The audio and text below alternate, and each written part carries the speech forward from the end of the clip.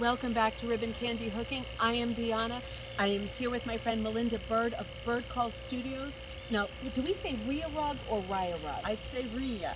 That's what I thought. Remember from our shows, we talked about this beautiful Scandinavian in origin, right, high pile rug. And Melinda really is like the authority on the subject. You literally wrote the book on the subject. Well, I wrote a book, one of the few. It is the book on the subject.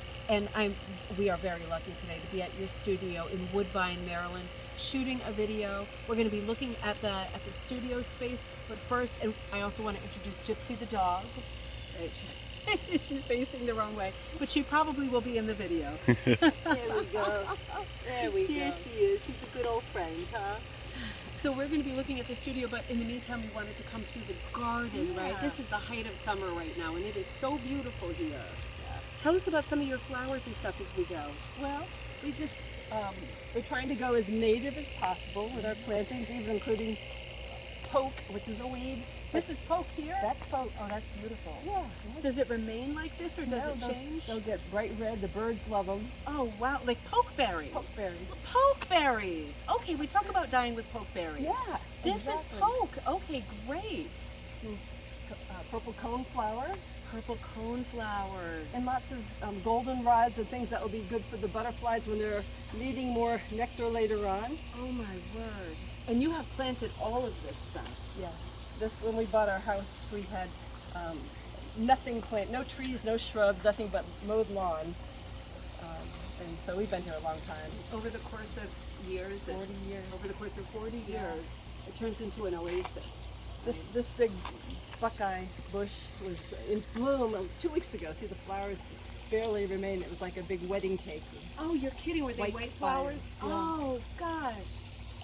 That sounds amazing. And you've got your little feeder up here. Yeah. I mean, it's just idyllic back here. It's like, it's magical back there. I can see why you love working back here. You must be so inspired by your surroundings. I am. I end every newsletter that I write with pictures from the garden. Oh, that must really brighten people's lives in a huge way. And just bring you to a different place, you know? Because some of us live in grimy places like the outskirts of New Haven, and it's not like this at all. But it could be a little bit. You know, it could. Everybody's backyard could have a little bit of this. It's absolutely. Look at how many bees and stuff you've got. What's this one here? Evening primrose. Oh, you're kidding! Oh. Yeah. I mean, every night a new flower opens on every little twiglet, and they're just. These are from last night. Oh my! And tonight, gosh. this one will open. Oh my gosh! One of my favorite musicals is called Evening Primrose. Cool. Yeah, that is funny. I didn't know actually that it was a flower, number one. And number two, that it was yellow. I would not have expected that. Yeah, it's not a rose actually. Absolutely. And that's your hanging out space over there with your hammock and your sunflowers. Yeah, and the vegetable garden keeps me busy when I'm not doing other stuff. And we let milkweed grow in there. Lots of milkweed everywhere for the monarchs. Okay. And we do have monarchs, a lot of them. Oh, that is nice, isn't it? Yeah. You're attracting them, and yeah, they have a great place to be here. Is that the milkweed, those tall things right there? No, that's probably a goldenrod, the ones with the mauve flowers to the right of the hammock. Oh, those are real pretty. And they're all over the place. We just don't pull them up much. Gosh, it's pretty over here. This is Maryland. Yeah. You know, it looks like, for me, it still looks like New England a little bit, but it's more like vast. You know, you're getting these like vast views as you drive along, and it's more like farming oriented. It is. is. At least where you are. Yeah, this land was farmed at one time. Oh my gosh, absolutely beautiful. Yeah. Well, this is your studio, which is like my husband, ultimate John, she built shed. This. Well, this was here as our work shed that he built, and then he added that on. When I took over the house with all my stuff for making things, he said, you've got to get clear off the dining room table so we can eat. And so he built this for me. And when was this? What kind of year? I left my regular job as an environmental educator in '99. Mm-hmm. So he built this probably in 2003 or 4. Yep. And did you leave that job because it was like the end of an era, being the year that it was? Well, no, because I had kind of Peter principled away from working with the kids and nature so much, and was managing other people who were doing that and running a place and budgets and grants, and it's like, I'm an artist. Yeah. I will be an artist for the next period of my life. Yeah, yeah. That's when that's in you. It has to come out sooner or later. It's like a ticking time bomb. Yeah. So then this happened. Yeah. Your great studio space. Yeah. So we'll head into the studio, and then I want to talk about your parents and your grandparents. grandparents. Yeah. That's right. Yeah. And the whole backstory there. I don't know if you caught this episode of Cocktail Time. It was last year sometime, I Yeah. think. Yeah. We talked about it a little bit. I really want to talk about that now and look inside the studio Come space. on in. Come on in. Come on, Gypsy's like, Gypsy. what's going on? Where are you going?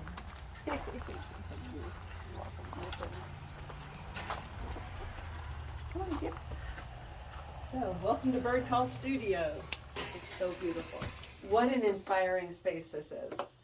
You weren't picturing this, right? When you woke up and watched the video this morning, this is like an lush, like fibery studio space surrounded by these beautiful rugs that all glow. I mean, that's the thing about Rya, isn't it? Like all of the little flecks of color, everything really glows. Yeah, it does. It's got lanolin in the wool, which kind of reflects light, and Yeah. there's a sheen to it. Oh, God, And yeah. I did so many other things in the studio, like printmaking, before I jumped into the Rya with both feet.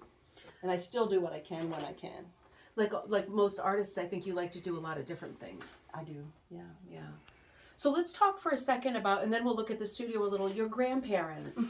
And tell the story.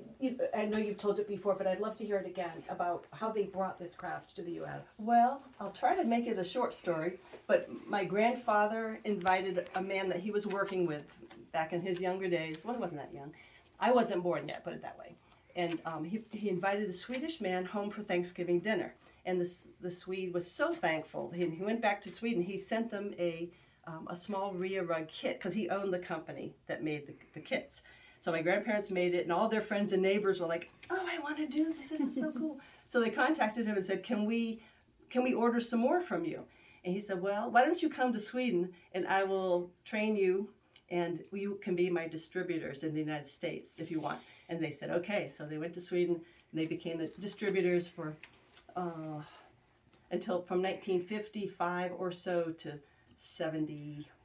That is remarkable. And with your grandparents, like, what were they doing in their lives that they were able to make this kind of a change? My grandmother, grandmothers didn't work back then, Yeah. so it was like her cottage business. Oh, yeah. She had never done anything like that before, but she was a good business person, a stenographer, so. Ah.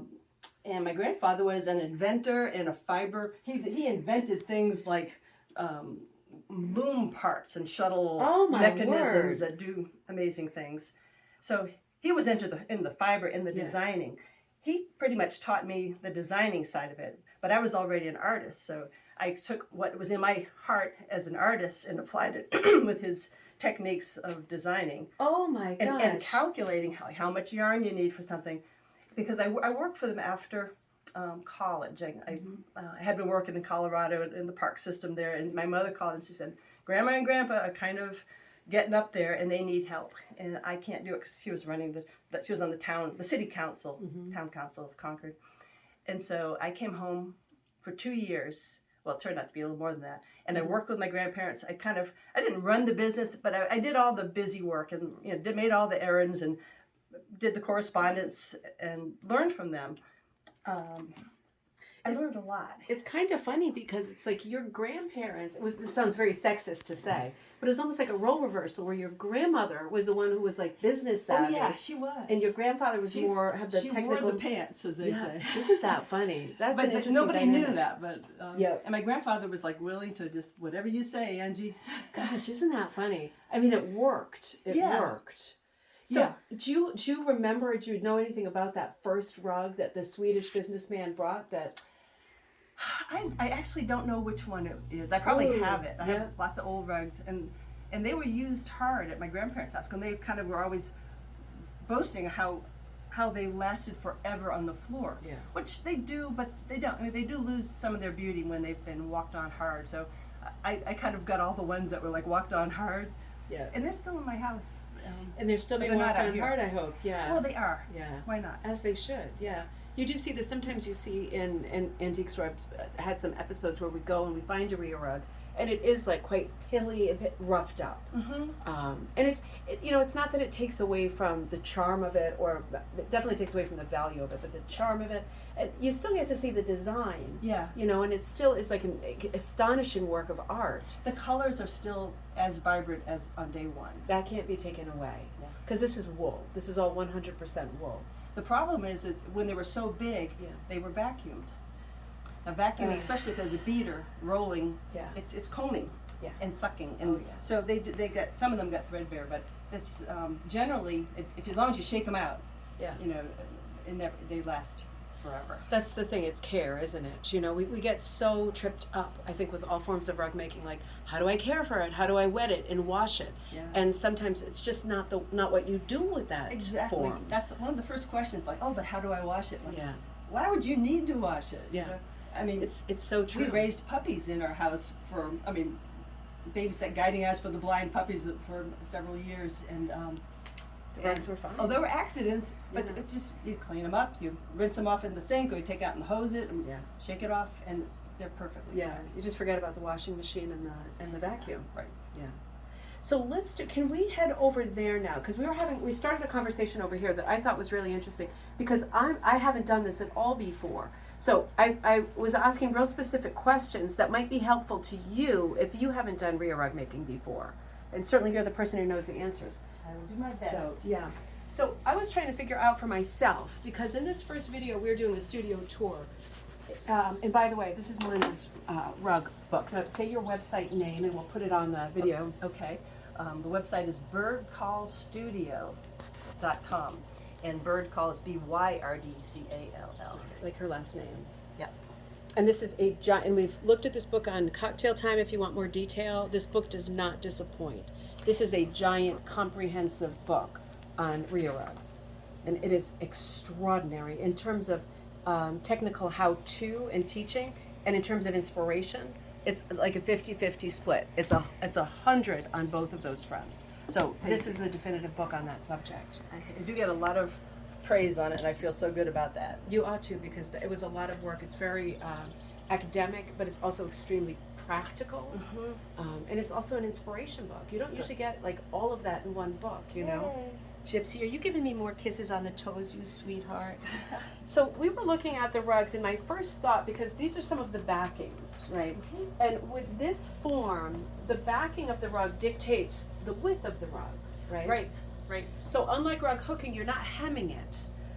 Might you hem it on the bottom? Yes, you do hem it on the bottom. Okay. You do hem it on the bottom. So top to bottom is your choice. That's the moving target. But side to side, if you choose, for example, this backing, and what would this one be called? This is a Swedish backing, wool and linen, and it's fairly new.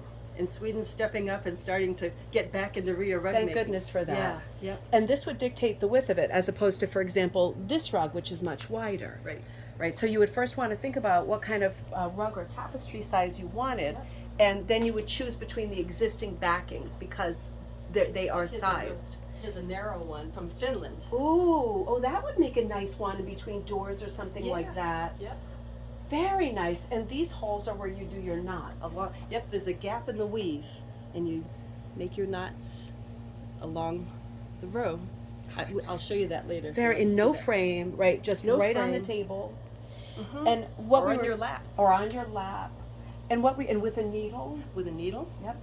And what we were talking about earlier, I asked, as a person who hasn't done this before, right, maybe a logical question, talking about how to design, because there are existing designs. Oh yeah. And I said, can you draw something onto your backing? And Melinda said, you can do that, absolutely.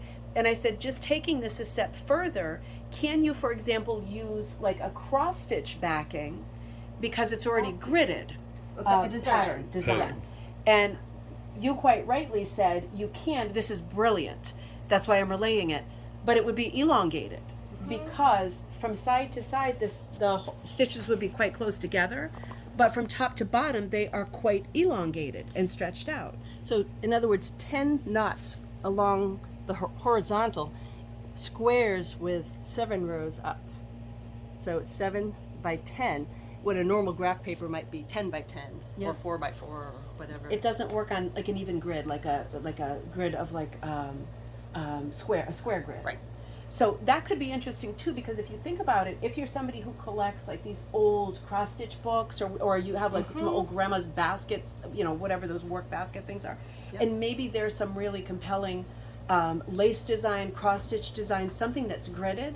If you were to adopt it, you would end up, it would be stretched automatically because of the form, because of the backing, and you would end up with a piece that was elongated, which I think would look extra mid-century, right? I mean, all of these rugs have that kind of a look. And I think that would be just a cool idea as an option. Since most of the designs that were traditionally done are not picture images so much, it doesn't really matter if you elongate a geometric or an abstract. Like any design like this, whether it was compressed or expanded, it wouldn't hurt it at all. And something simple like that. Absolutely beautiful. And then you've got, when you come to your studio to visit, because people can come to your studio and work and shop and learn, and you've got a collection of the Rya Rugs sort of catalogs from vintage ones and the contemporary ones. They give you all different let me get out of the way. Sorry, Gypsy. They give you all kinds of designs. Yeah. This looks like an oldie. This beautiful. Yeah. And some of these have closed as businesses, but have been, their line has been bought by other companies in Finland. So like many of these I believe are still available through Finnish sources, a Finnish source, which is in my book, and it describes that they now own Neovius. Wow. But the Rauma rugs, I still get supplies for, and I can sell the kits for those. They still exist under the name Rauma. Rauma, Interesting, yeah. Gosh, I mean, you are seeing a lot of mid-century designs. I wonder if it's because of the origins and the timeline of the craft, or if it's because this form suits, because it's got a very high pile. And you wouldn't want to try a design that was extremely detailed, would you? You'd kind of lose the flavor of the... You could make very short pile. Matter of fact, I have a little thing I can show you. Ooh. Just to show. Some people use a stick or ruler. I don't. But sometimes I can imagine I might. And so, like, this is a small ruler. Okay. And so you can make knots. And this length of thread is the same length as this one. So you can see how many knots you get from, depending on how long you make your pile. So that's kind of how you can figure out math. Like if there's 2 strands on a needle and you get 18 knots to the threading, well, it's not too much math to figure out how many skeins of yarn you need. Because you know how many knots are per row? You do, yep. You know how many knots per row. And like when I start, I take a backing and I count how many rows. I know how many knots are across the row because that's a finite amount. I mean, that's a defined number. Yes. Multiply the number of knots across the row times the number of rows. And that'll give you a number. Let's just say 3,000 knots. Yeah. And from that, I can divide. And I made a chart so people can just see exactly, divide that number by amazing. a number, and it tells you how many skeins you need altogether. And you are like addressing every single hole. Yes. Okay. Yeah. So it is math. It truly is math. It is, but it's so logical because I'm not a math person. I've never been good at math. Yeah. But I actually came up with formulas, which just by applying logic. And they don't shift because it is what it is, right? The fabric is what it is, the amount of holes. And this yarn is a certain type of yarn. This is Rauma from Norway. But what if you had another yarn? Let's just say this one has Osboria from a little bit fatter. Sweden. Yep. It's thicker. There might be more strands on this. Ooh. So the math would be a little bit different. So I actually did have a chart in the book which takes all the kinds of yarns that I know of that are good Rya yarns and tells you the formula for how much you need. Gosh, that's so interesting. I wonder if there's any kind of, like, for example, with this pattern, I wonder if there's any kind of formula, like on the computer. I'm not a computer person. Or you could say, how much red is that? What percentage is red? I don't know how to do that either, but there's a woman in Finland who has figured out programs where you can send her a photograph and she'll graph it for you. Whoa. Tell you how much of the colors. Yeah. And send you the supplies. I mean, that's Jenny handy. Van Hanen is her name. Jenny Van Hanen. Yep. I mean, that's. I mean, for She's somebody. in the book. Yeah, for someone technical, I think they'd appreciate that. For me, if I have leftover wool, it's like, oh, good, I have leftover wool. Now, let me ask you this because I want to look at all those rugs. If, for example, you went with this, is this called a rule? I call it a ruler. It's called a kavel. Kavel? A Kavel, Ooh. K-A-V-E-L. And it has a cutting thing like the, vintage rulers that you would cut down for, Yeah. For other forms of rug making that aren't quite this. That's true. If you turn Pretty. it up like that and cut it, then With your like the scissors. it will let it fall in two different lengths rather than one, like bangs. Because if you did it perfectly straight, you'd see bangs. I see. Going up. I've never used a stick. My grandparents never used the ruler. They don't. You don't use a ruler. I don't. But, Interesting. But since I've been selling kits for other companies, Yeah. I have to teach how to use the ruler because this is a way that they can guarantee that the yarn that comes in a kit will last through the whole kit. Gosh, that makes perfect sense. Yeah, it does. And so what I do is when I sell my own kits, I say you can use a ruler. I recommend you check yourself every couple of rows to make sure you're true to the length that you set out on. Because some people get shorter and shorter and shorter, or longer and longer. Interesting. It turns into a chia pet. Now, if you were using, for example, this kind of length, would you be more at risk with this length than this length of seeing the backing fabric by accident? Maybe, but not really. No, it's because it's dense. I mean, see that covers that, and when you cut it, it covers down to there. Yeah. So that's not so much a risk. And actually, Okay. the next row would overlap. Okay. So it's. So the only benefit it's of dense. using a much higher pile, because you're going to use a lot more of your materials, the only benefit would be you would want a much plusher rug. You would get a more plush rug. Yeah. Yeah. Yeah. Yeah, more cushy. And this is, look at the Like knots over here. this rug has very long pile, longer than. Very long. It is very artsy and Do you wanna see boho. this? Yes. I do. Do you need I some need, help? yeah, Gypsy's gonna have to move. Uh-oh, Look at Gypsy. Oh gosh, I have to move, but I got my big butt right Okay, here. I'm gonna nudge her. Go on, Gypsy. There she goes. There she goes. Oh, honey, Okay, she's you gonna have wear to it like a move. skirt. You have to move. This is the peacock design. Like here's the neck of the peacock and the Wow. spreading tail. I made this. I made half of this because my mother's college roommate started it and just didn't finish it. Oh, I see. Here's the peacock. Yeah. Oh, wow. So she's Your mother's college roommate started it, and then she you got up to about finished it. here, and she kind of destroyed the graph in the process because she, Okay. I mean, it got wet. And Yeah. so she sent it to me. I had some other graphs like it, but I just kind of refigured it, and it's exactly as it should be, pretty much, and a little bit of ad-libbing. Gosh, it's gorgeous. I love this one. We put it on our couch, just kind of hangs over the back of the couch. On cold days, I'll grab it and like roll over the couch and use it as a blanket. Gosh, it's gorgeous. It's just gorgeous. Yeah, it is. I like how it doesn't look like the pile is exactly even.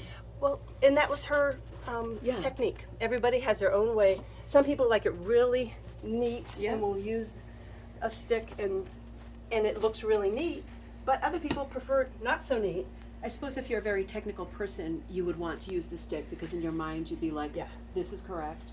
But if Unless you're more you're just creative, like free spirit and like Yeah. I'm gonna do what I want. that's it. Yeah, I'm gonna do me.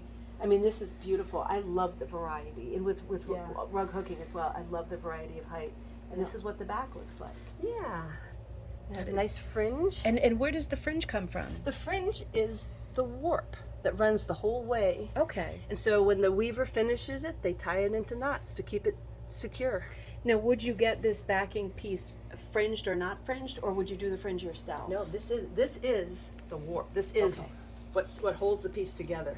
So, And they don't even do this anymore because they're made on huge. I mean, a weaver Yeah. could do it, and Yeah. they do. yeah. But it would be on a small scale. Could you, if you came up to here on your backing, could you pull out all of the weft, or is this the weft fabric, Yeah. and then do it yourself? Oh wait, do what yourself? Make the tassels, add Um, fringe. Well, actually, if you did one now with the way the backing's made now, well, you can do a couple things. On the very first row, you can just let your loops hang down this long, Ooh. so the color comes down.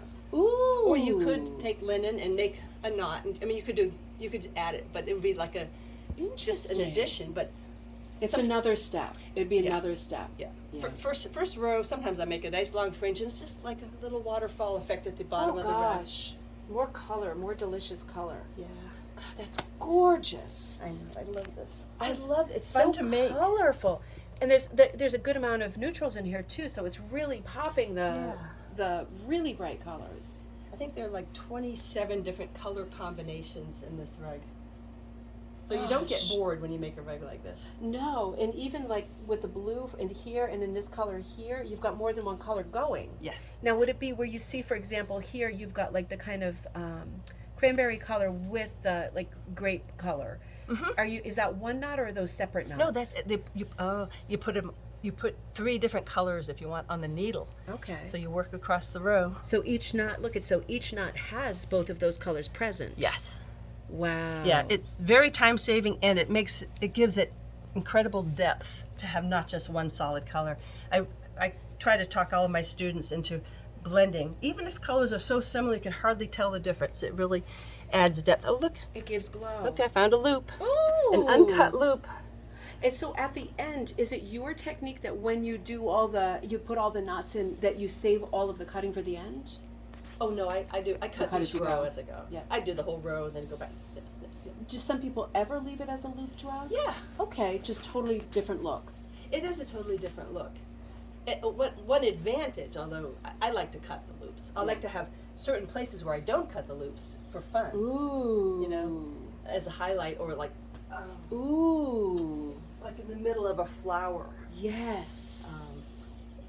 But I cut the loops because it blends better.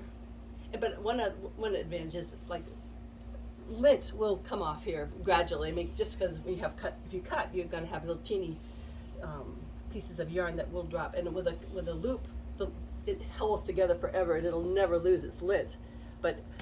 And at one time, they did encourage people to leave them as loops, but then women started wearing spike high heels, Oh, right. and accidents happen. Oh, that's a bad combination. Yeah. It's a shame that fashion infringes on rug making, but it does. Yeah, Fashion infringe. anti-logical, but yeah. Gosh, it's just a Yeah. gorgeous rug. Yeah. Should we look at some other gorgeous rugs? And can I help you roll this one out? Well, I can just lay them down on. Let's flip just to the side, Yeah. and I'll lay it. Excuse Yeah. the rug, but I love that. it just kind of things spill, and then you just kind of go with it. Build on it. This is another beauty. Beautiful geometric. Yeah, I was having dinner with my friend Jan, and she was wearing a sweater, and I was staring at her sweater. I said, "That is so beautiful." I said, "No, I'm not staring at you, but I mean, it would be a nice rug." And she says, "Oh, here." And she handed me her rug, and her sweater, and I took it home and designed a very similar. Yeah, here's some loops. There they are right there, right? Yeah. That is a different finish. I was wondering, I couldn't picture it. Yeah, it kind of it contains things. Yeah. Like if someone's outlining something, sometimes I say just leave loops where in the containment line, and it helps to keep the fringe in place. It Not the creates a fringe. lot of structure. Yeah. Oh, flip it over so you can see the back, because it's kind of pretty in the back too. Oh, wow. It is beautiful. It has kind of like a Native American kind of feel to it. I believe that. The Yeah. color's a bit more juicy and, unexpected, right? Beautiful autumn colors, rich indigo colors, grape juice and jammy colors. Really beautiful. And And another one? oh God, yeah. And the mix, the blending is really incredible. This one I designed from flowers, zooming in very closely on purple loosestrife. Is that a flower? It is. Okay. I can show you the breakdown of how this design came, if you'd like to see. I would love to see it. Well, look at this while you grab that. Yeah. This is just a great example. You know, you can see how these rugs are, the back of them is made up of lines, right? You can see it's made up of lines. And you can see, like, you get the flow of the lines in the surface of it, and it creates so much interest. This is one of the million indicators that you are not looking at a rug that's been made with a latch hook, right? That you're looking at a different form altogether. It has this complexity, it has this structure. It's just another layer of interest. Way, way more tactile. Look at this nice bit of poison right here in this bright color in the Poison. center. Isn't that great? Just there's little bits of it. Yeah. Okay, I'm going to show you where Oh, this design wow. came from. It was in a magazine. Oh my gosh. I went to I was hunting with this little frame that I made, and I cut the window out of that frame because it was a proportion of my backing. So you can cut a window. Because it's long, right? It's long and Yeah, as yep. opposed to a square or something. So anybody can cut a window from a piece of paper and start hunting. So from that, So this is your little window right here. So this is Yes. actually taped on, right? This is the technique that Melinda used. Cutting a window that is a proportionate to one of the backings. Yep. And then choosing like a crop of an image. And then here's the artist, right? I just played with it. I looked at designs. I picked out shapes I liked. I don't know what I was doing there. I was tracing the shapes to kind of pick out Oh, I colors think that's brilliant. and made a color card. Gosh, I mean, this is incredible, and I just feel like this was in you, right? This was Yeah. in you because you just went about not just running with it, right? But like you applied like your own sort of design aesthetic and all your Yeah. experience as an artist to doing Anybody this can form. do this. They can. I mean, anybody can find a design that Yeah. they like, and it can be simpler than that. And then if they have a color card, and I sell color cards. Anybody could have them or come to a class and just pick out colors. And basically, I don't try to match the colors to my sketch or painting. I go right back to the source because that's where the vividness is. Yeah.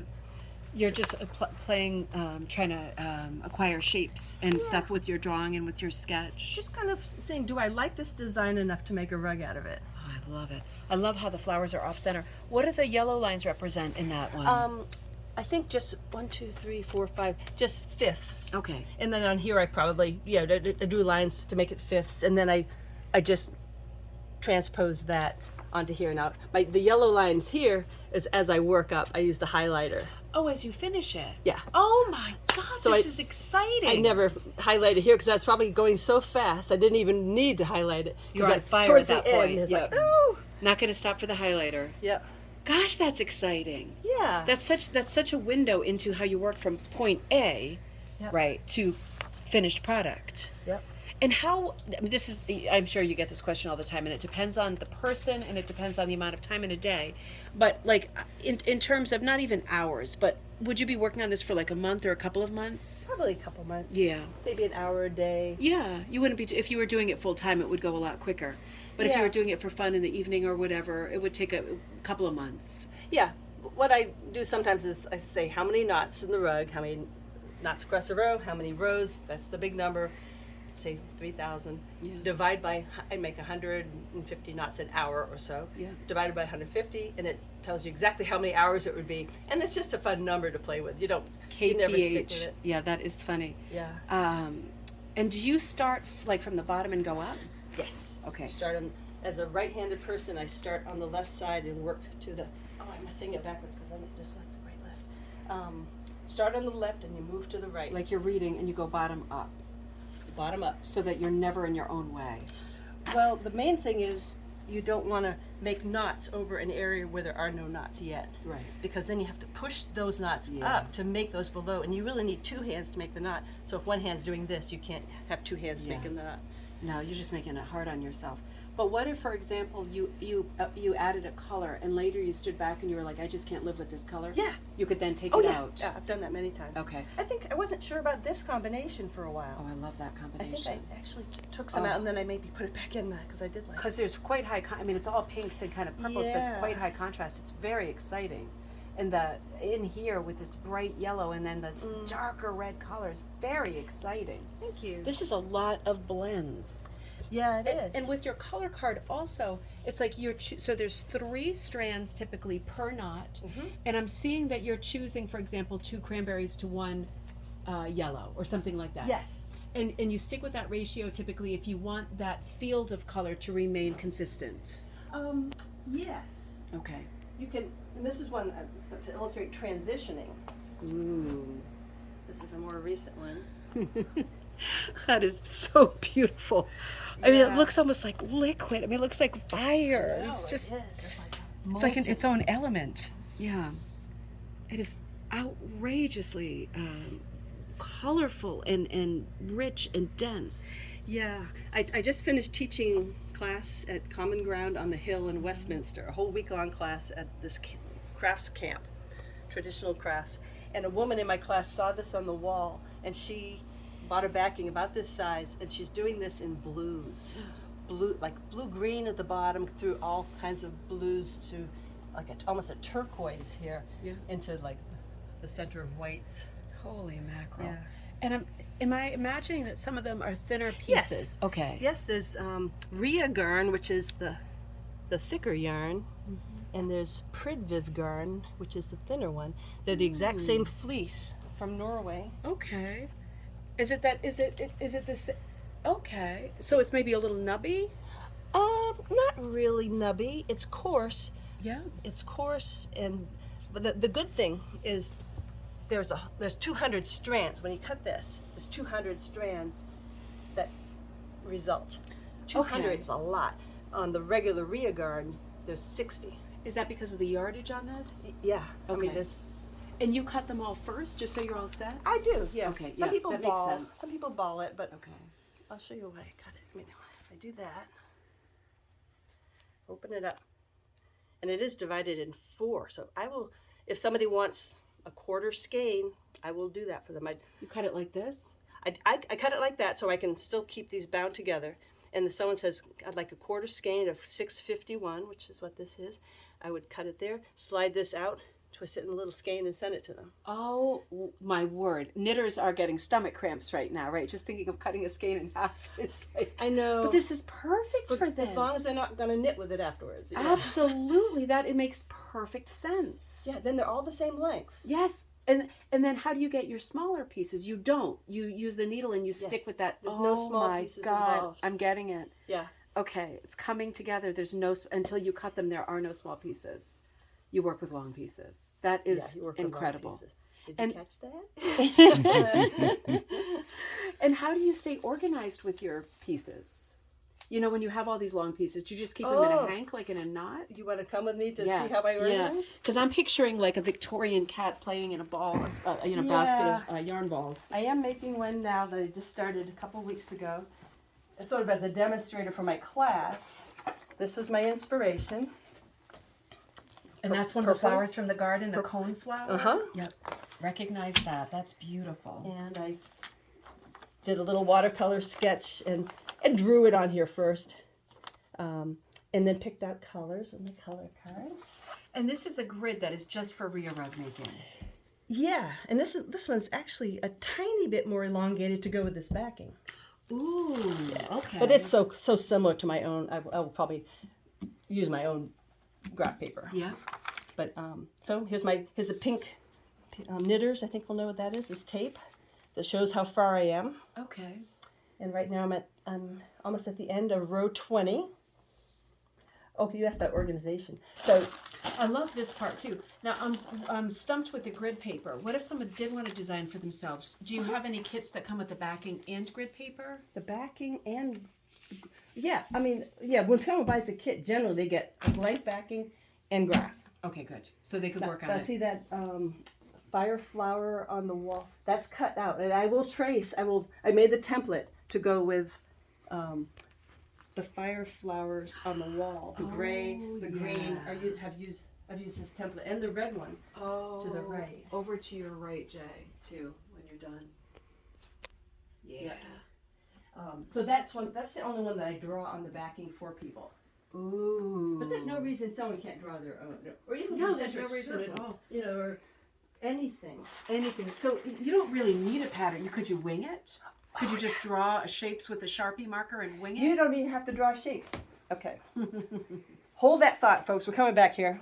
But this next ring I want to show you is when I had no graph, no plan, no idea, just a whole bunch of greens that I wanted to get rid of a long time ago before I even thought of doing a business or anything. Gosh. And I just said, I'm just going to make it all greens. This is like the Rya rug variety of hit or miss. This is like a hit or miss. Yeah. Yep. So with no plan, I started, made my first row, second row. Oh, maybe I'll make some squares. Oh, maybe I'll put some more straight shot throughs. You can see kind of rows here. I didn't cut them too unevenly, but I absolutely love this. It's also like quilt making, right? When you piece as you go and you're just using up scraps. This would be perfect if somebody wanted to make something, but they didn't have any clue where to begin. And they said, how much yarn does a backing X size take? Yeah. I could tell them exactly if we figured out what kind of yarn they wanted to use. Yeah. This backing will need 8 skeins of yarn. They could pick out 8 skeins and mix and match and then finish up with just like a teeny bit of yarn That's left. not very much yarn at all. And I just made up that number. It might Yes. be more than that. But Yeah. No, but it's good to you can just use what you've got, right? Yeah. Or finish up Well, some of your yeah. scraps from other projects. yeah, I recommend scraps. I mean, like the stash. Yes. But I do recommend a Rya yarn as base because it does have the resilience that Yeah. most other yarns don't have, and the sheen that most other yarns don't have. Yeah. It's got a And lot of hardiness. integrity. Yeah. It's got a lot of body. Yeah. And yeah. So not to jump from what I was organizing, which I don't want to. That's a great example of not having a pattern. Yeah. Yeah. Then you just do whatever you want, and then halfway through you might think, well, maybe I'll make a circle in there and put change it up. Yeah. But Yeah, work in progress. yeah. Okay. Okay. Organizing. I recommend a rack, although I'm not using one right now because I've been traveling with like it. a little quilt rack or a Yeah, little just towel rack. hang the yarn on it. I Ooh. made my color. I pulled all the yarn that I thought I would need and put them together according to the color card. But that's still a lot of work to every time you need one to open one up. So you had already mixed colors with these, right? So they are in the form that you want for. Well, I put them together. Okay. Yeah. And then to make it even easier, like if I was to go away for the weekend, I don't want to bring everything, but I make what I call donuts. I don't know if I invented that name. I don't think I did. Just by pulling the strands I want and, oh, come on. And they're ready to go. And then Holy mackerel. threading the needle. Are you going to do some for us? Yeah. All right, let's I'm going to see. thread a needle. Now, this is something I want to show because most people think, oh, I could never get all those strands in there. You just kind of make them disappear between your fingers. And I'll do that again because it's kind of Is hard this to like catch. a tapestry needle? It is number Okay. 13 tapestry needle. Make the tips disappear. Walk it on through. Oh, come on! Don't make a liar out of me. Sometimes they just need encouraging. Yes. Anyway, It is entirely possible and easy to thread 3 strands through the. This is that's 4. like a camel would go through the of that needle, right? and this is 1 strand of Rya yarn and 3 strands of Pretty Move yarn. So, okay. So organization. I like the bags. These, if not, just a rack. And every time I start a new color, I need one of these strands, one of these strands, and one of these strands. Pull it out, put it in the needle. That's how I usually do it. This is kind of like, if I was in a perfect world, I do it that way. Well, you've got your whole studio set up, so this is ideal for you. And you should work in a place where you're organized, right? You don't always plan on working on your lap on an airplane, right? It's like True. daily situations. Want to see a couple of knots being I made? certainly do. Okay, color number 1 is the green. And I'll go with this one. I did make a couple different greens. So this is the backing that's very different from every other one you've seen. And guess what you'll see when I flip this over? Lines. This is surface knotting. That you don't see the knots in the back. Unexpected because it has, I see it's raised. Some of it's Yep. raised. The warp is raised. So what I'm going to do is make a knot on this warp and this warp. And I go in and pick up the first one. Oops, oh, don't pull it through all the way. I hold it down. I could use a ruler, but I'm not. I just kind of hold it like that. Like a back stitch. That's a knot connected by a loop. There's the loop. And this is where people might use the ruler, but you Yes. could equally use your hand. Right. Now, I'm going to put this here just to show you that that's how it would look. But then it's harder to I hunt. can see why it's no fun to use the ruler. Yeah. Yeah. The zen quality is lost, Absolutely. in my opinion. But, Absolutely. I'm gonna so that's also, no different than if I'd done it with my finger. And here's your loops, right? Because you haven't cut this row yet. Yep. That is not what I was expecting at all. Not Really? at all. It's much simpler than I thought. Yeah. Now this is on the finished backing. It's called Taito Pirkanma, and I might be pronouncing that wrong, but it's very nice, and I have a lot of it. Holy I mackerel. just bought 8 rolls in all different sizes. If you were using a different backing, it would still work the same way. It would just be that this backing has this raised warp to it, but any backing, that knot is going to work the same way. Yeah. Yes, that's Yeah. basically the knot. Let me see. Where's a piece? Is this? No, that's not this stuff. It's Not the same, but like this. Nope. Oh, no, that's not it. Gosh, there's lots of different backings, and you recognize them. It's like its own language. Yeah. Oh, that's a huge one. That is a huge one. I was gonna just demonstrate on it, but it's the only one that's close. So It's massive. I'm gonna I'm just going to make a sample knot just so you can see Okay. how it normally is. And this is your excellent block, right? You sell this block too, Yes, where my you can keep your husband needles is threaded. making those for me. This is incredible. I have one of these as well, because you can keep your stuff ready to go, right? Yeah. That's Yeah. This is great organization right here. You can make it your own block too. So I'm going to just in the middle of here make some knots. Okay, you can see how there's the opening in the weave is like that. You pick up a bundle and you pull your yarn to the length you want it. Yeah. I like it uneven, so I don't try to even it out. Oh, it's gonna jam on me while I'm demonstrating. Yeah, that's Murphy's Law, isn't Yep. it? Yep. So when that happens, you just kind of Yeah, I mean Comb that's it the out. thing. The longer it is, the more likely. But with a nice long one, you don't have to keep stopping. So it's always that weird balance. Now here I'm going to explain how to make the knot for people who are learning it, because there are some tricks. Okay, that's my finger length that I use, and note I'm laying the yarn up, or I'm letting it stay up. I'm not bringing it down. It's up because that will not work as the knot. So there's the head of the knot. So it's 2 stitches. First stitch, you catch the loop. Second stitch, without going up, you close the knot. So see how fast that goes? That is remarkable, and it's super meditative too. Just watching you do it is very relaxing. I can have a conversation, I can watch TV. Right, you're not if there's counting. some sports event or some movie where I've seen it before, I can watch and look down now and then, and occasionally. If it's drawn on the back, you don't even have to look at a graph. Right. And you're not even. I mean, if obviously if you miss a space, you would that would immediately stand out. It wouldn't happen. Yeah, it shouldn't happen. And it's good to have good lighting. I'm changing colors just to Ooh. show how you can do that.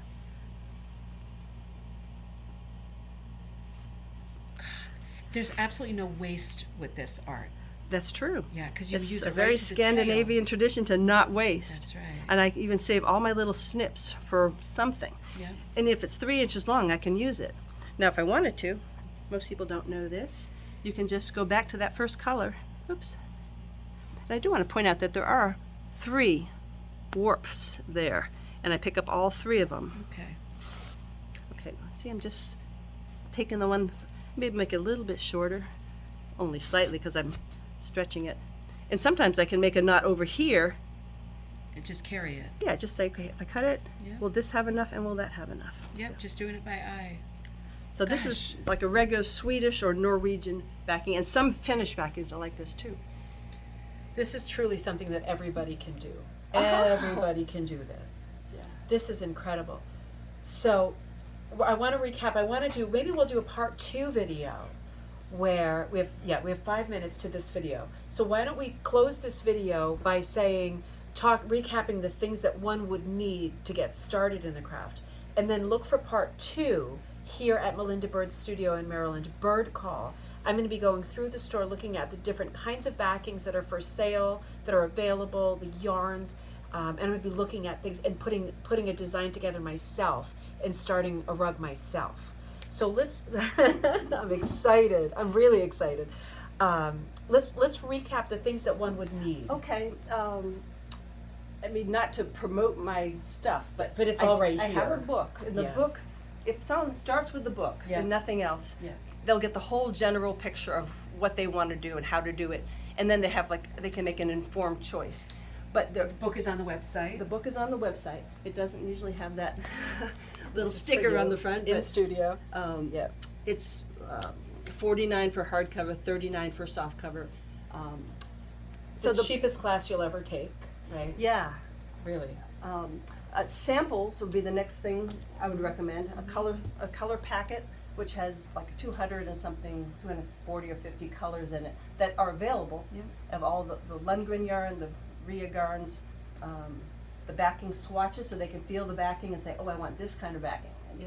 So you need a backing, you need yarn, you need needles, number 13 tapestry needles, a design or ad lib. So you can draw on the backing. I can send you graph paper. In the samples package, there is a sheet of graph paper. So with the book and the samples, you can really design completely if you wanted to. Absolutely. By the look of it, I mean, my gosh, you're doing very artistic stuff because you're an artist, but the hit or miss kind of thing you showed us too was and geometric incredibly effective. Stripes. I mean, so much you can do.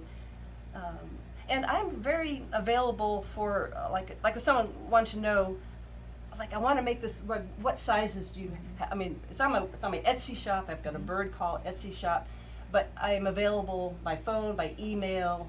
And I help people out. That's a great helpline. Yeah, I mean, because if you're starting something new, you know, you get like panicky, and particularly if you haven't done a lot of stuff, or you know, some people are like more confident than others. I think most people tend to not be super confident and think, oh, I'm certainly going to screw this up. But it seems to me, as a person who hasn't done this yet, that it's not something that you're likely to screw up, right? You get the right materials to start. You can certainly consult with you on that. Mm-hmm. What would you say in terms of cost if someone wanted to do something beginner that was about this size? Oh, let's see. This is new back end, so I can't even think of what the price is exactly. But maybe like the backing might be $40 or $50. Yeah, because the backing is pricey because it's a woven and it's specific. Yeah, and it's from Finland, and it's very specific. The yarn is might be, I think maybe like the this. Hate to put you on this. I know, it's like, I'm sorry. I mean, it'd be maybe $100 for everything. Yeah, I think that's remarkably cheap for having such a beautiful original piece of art. Yeah. It's like good luck doing that with any other medium. Like the fire flower kits are $150 for the kit, with me drawing it on the backing for you, just as a general thing with all the yarn figured out for them and all that. I think that's a fantastic start, because then if you do it that way, then you do have the confidence to go, oh, yeah, I'm going to draw it myself next time, or I'm going to make a window and come up with my own design, and then it's like the sky's the limit, isn't it? But it's good to get started with something that you understand and you feel like you have the basic tools and all that. Yeah. So we're going to begin our next video. I'm going to be looking through the store, looking at what I already have, because I bought a beginner kind of thing ages ago, and I want to bust that out and work on a design to get myself started and set up for my Rya Rug project. So look for part 2 of the Rya Rug project. We are visiting again with Melinda Byrd at Byrdcall Studio in Maryland.